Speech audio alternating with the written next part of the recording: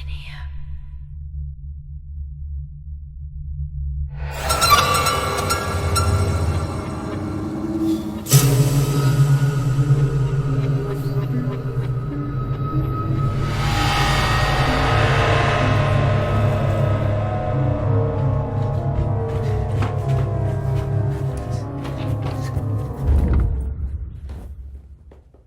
I'm sorry, I was just trying to find a bathroom. Of course. I should have shown you where it was. What was I thinking? Thank you.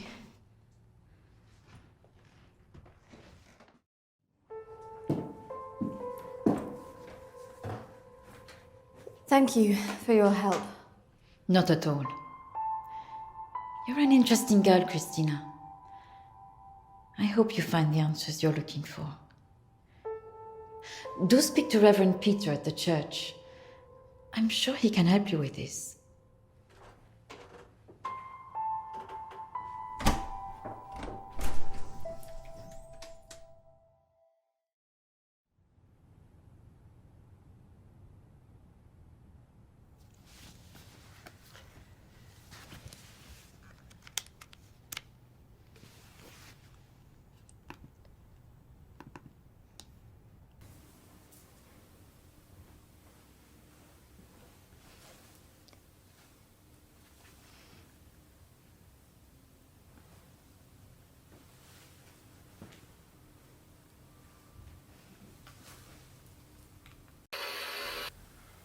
I understand that, of course.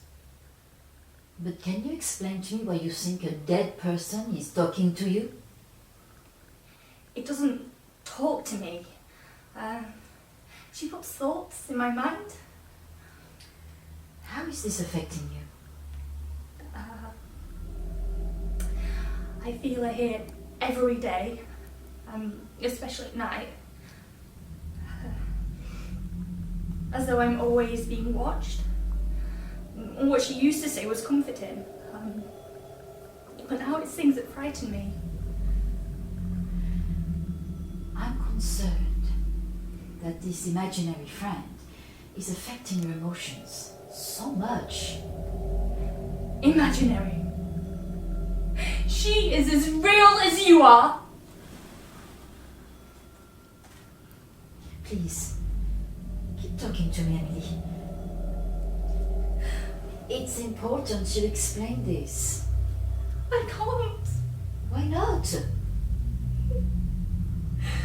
Because she's right there, standing behind you.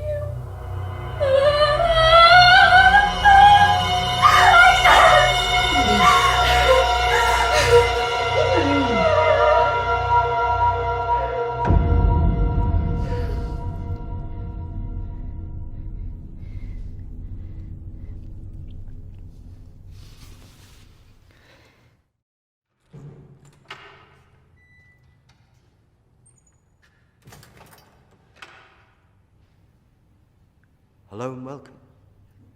Reverend Peter. Peter, please. It's KRISTINA, isn't it? How can I be of help? There are a few things I wanted to ask you. Well, after a bereavement, people often want answers.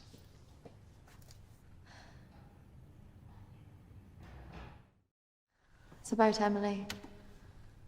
She was troubled by a lot of things. Yes, I knew she was troubled. I tried to help her where I could, but she didn't regularly come to this church. And people who aren't religious often feel uncomfortable asking advice from a man of the cloth.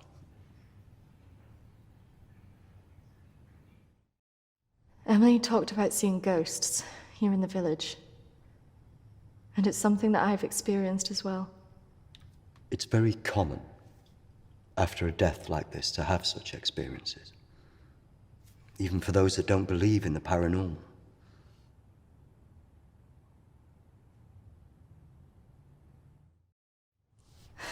I thought that too, but this is something different. Maybe it has something to do with the story of Agnes. Agnes. It's a local legend.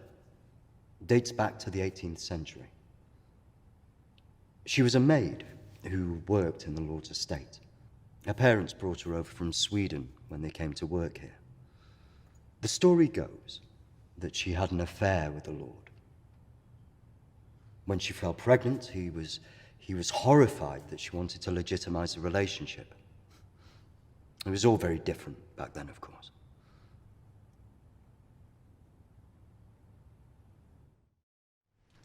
And nobody helped her? Not from the village, no.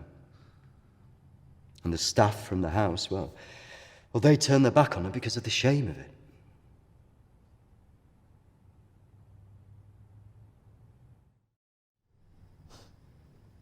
So what did she do?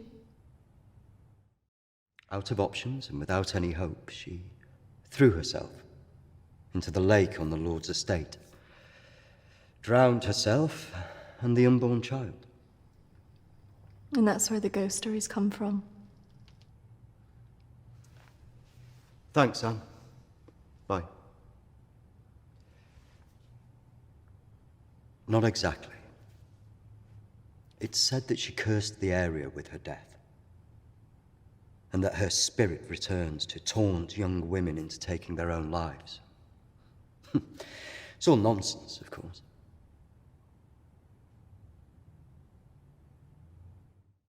But there are more suicides here than normal. Some areas are more prone to this than others. The sad fact is, suicide hotspots occur more often than you'd think. And having a local legend like this only adds to the problem and plays into people's neuroses. Doesn't help that Alexander keeps talking about it. He's the Lord's descendant.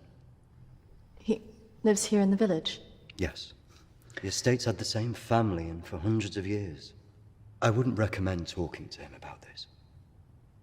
It's not the kind of thing you want to hear when you've just lost a friend in the way that you have. It can be a little bit grumpy too.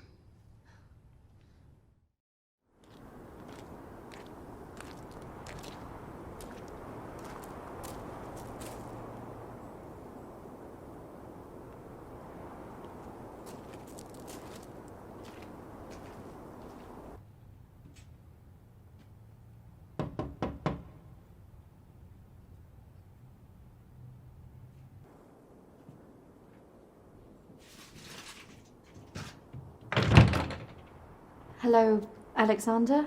Yes, what do you want? I believe I met a colleague of yours today, Dominique.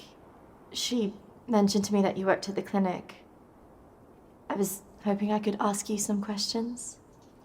Very well. Come in. Thank you.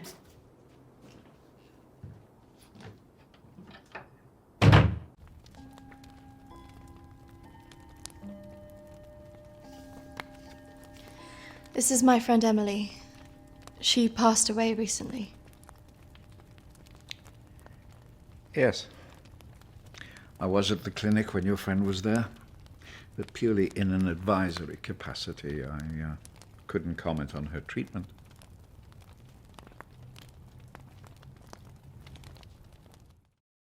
Why did the clinic close? No. Series of patient disappearances. Suicides. Over the years, it led to its closure.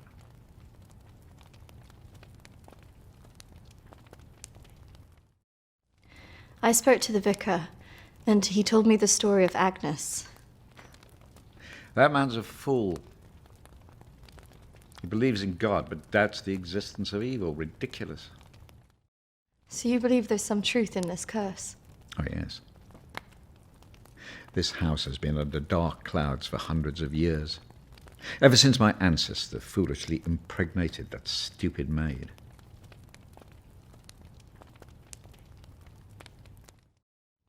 Do you live here on your own? Now, yes. My wife left years ago. I would have gone too if I hadn't have believed that I would have taken the curse with me.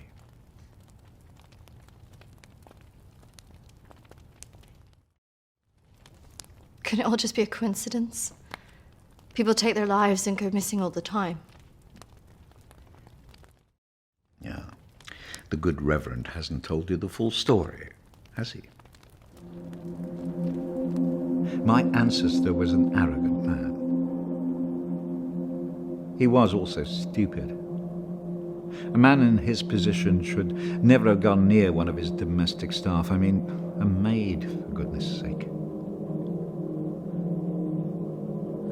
I suppose her being Swedish must have added an air of exoticism.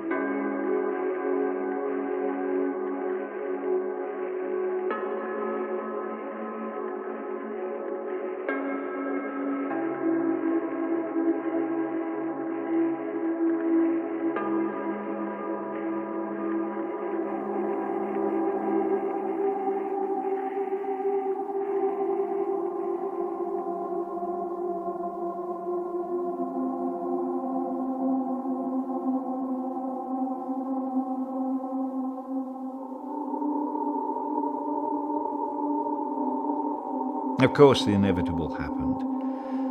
Usually these things are handled discreetly, but for some reason she thought he would acknowledge her as the father of her child. A preposterous idea back then.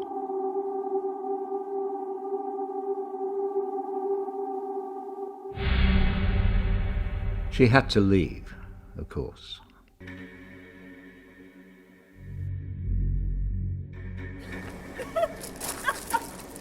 How can you do this to me? How can you do this to me? I am your child. Okej! Jag går! Men jag hatar dig för att du gör det här mot mig! Förbanna dig och ditt hus!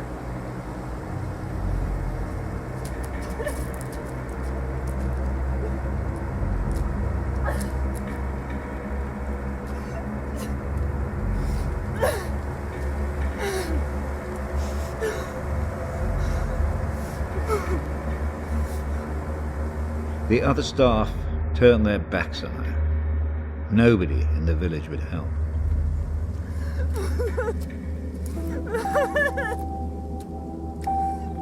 Quite alone, with no family to turn to, she was left with almost no choice.